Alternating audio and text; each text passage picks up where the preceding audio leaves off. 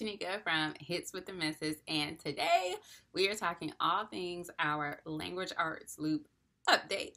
So let's just go ahead and jump in.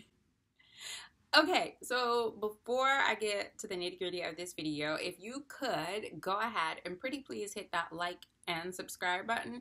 And what that does is it helps you see more of me and your feed here, and it lets you know when I have a new video come out, and we'll be YouTube friends, right? So, and I said this in the math update video as well. This video probably should be called something like,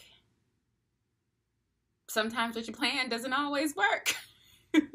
But for the purposes of consistency and SEO, we're going to call this language arts loop updates. So again, I posted that video. This is what we're doing. This is how it's going to work. Then at the end of the year, I'm kind of like going through things, and I realized with the spelling we were using, while we both enjoyed it, fully plan on using it this year, thought it was going to be all the way great. My child didn't improve at all in spelling. Like, not even a little bit. But every time it was like, okay, I'll get your spelling. No complaint. Quickly did it. Yes. So excited.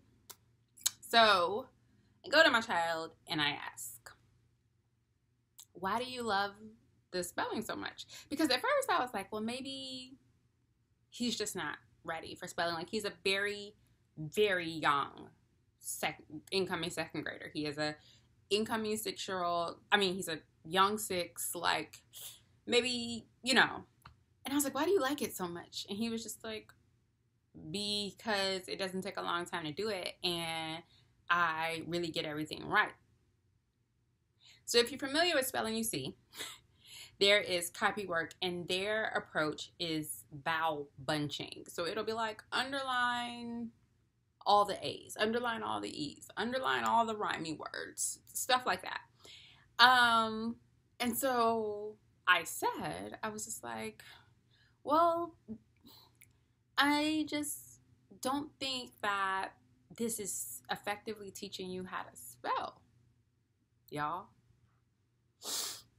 My child looked at me and was like, what do you mean? And I was like, well, you do pretty good, the words I give you there, and in a unit, and, you do pretty good, but then applying it other places, it doesn't work. And he was like, oh, like when I write stories and recipes? Yeah. He said, oh, as in that's what that was supposed to do. Mom of the year over here. And I then said, let's try and find something that you enjoy, is fun, but also teaches you how to spell. And he was like, yeah, I think that's a good idea. I'm glad he agrees. Anyway, so like lots of y'all, I hit the interwebs, I hit Instagram, like, what are y'all using for spelling? And to be perfectly clear, all I really knew about was Spelling You See and All About Spelling. We use Love and Adore All About Reading. I have always felt that if I added in All About Spelling, fully, it would be too much. Again, y'all, standards: goodness, beauty, truth, wonder. Adding in a whole bunch of stuff.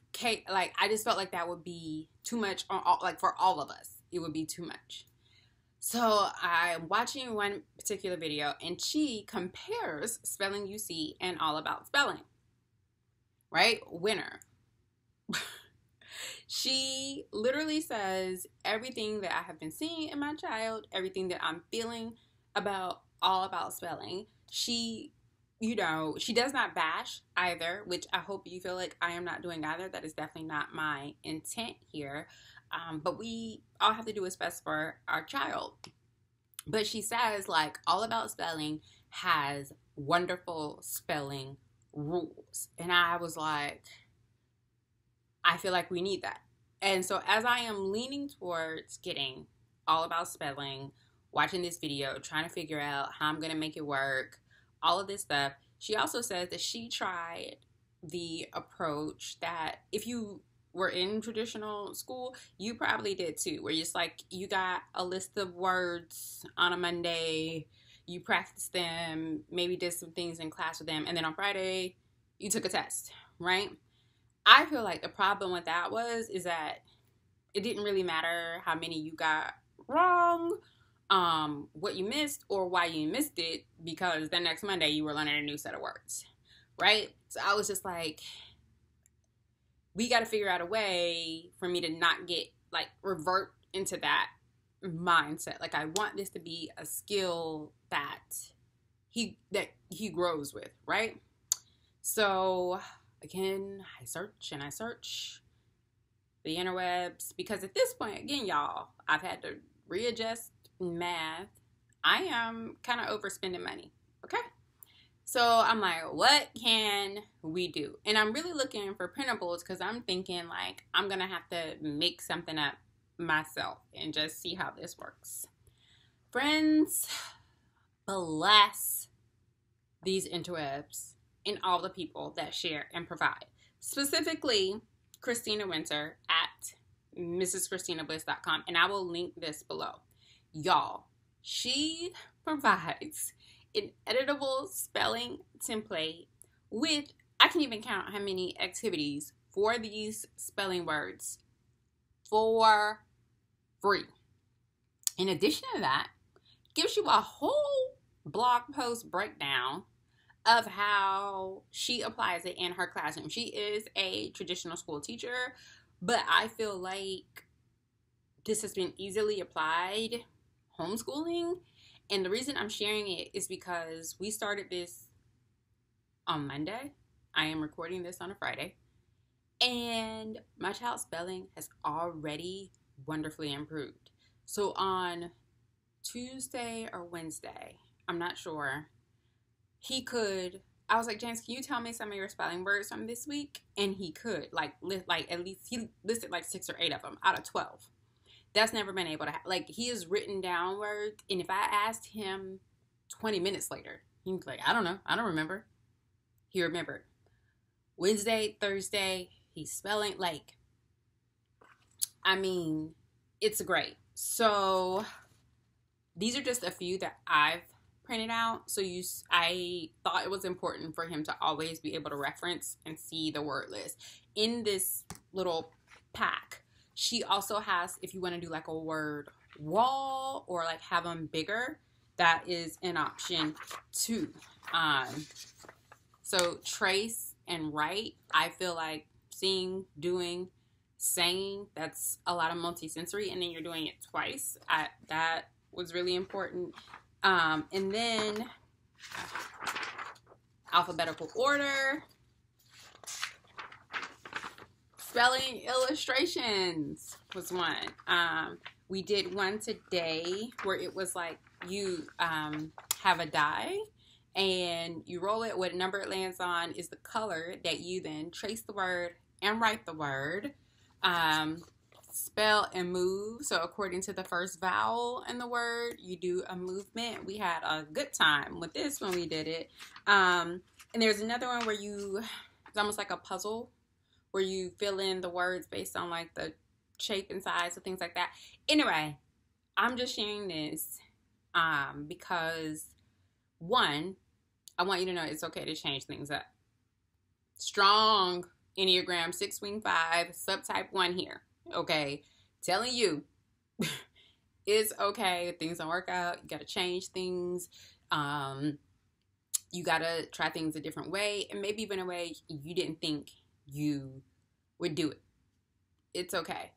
Also, I want to point out, you don't have to buy everything. Cost, how you buy it, where you bought it does not equal effectiveness. Like I said, this was all the way free. Okay.